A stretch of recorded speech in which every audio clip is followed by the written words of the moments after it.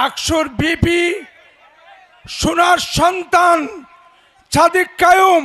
আমাদের প্রথম স্লোগান হবে তারুণ্যের প্রথম ভোট দাঁড়িপাল্লার পক্ষে হোক। খালি এই স্লোগান দিলেই হবে না, পরবীন্দ্রেরও ভোট দাঁড়িপাল্লার পক্ষে হোক। এই দেশে মানুষ মনে করে জামাত ইসলামী কমিউনাল দল, হিন্দু বিদ্বেষী দল। না, জামাত ইসলাম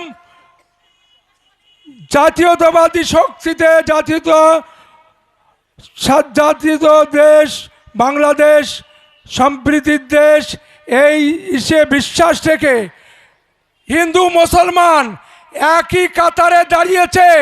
আজ জামাত ইসলামের দাঁড়িপাল্লায় ভোট দেবে।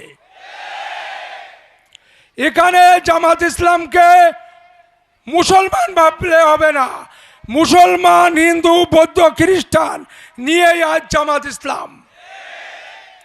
এই জামাত ইসলামে হিন্দুরাও প্রার্থী হতে পারবে।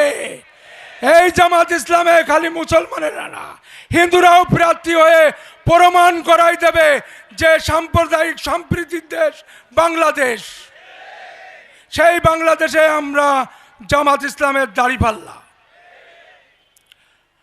আর আগামীতে পড়ে যায় যে অধ্যাপক মিয়া গোলাম পরোয়ার খুলনা 5 আসন থেকে বিপুল ভোটে জয়যুক্ত করে সংসদে পাঠাতে হবেন। আপনারা রাজি আছেন?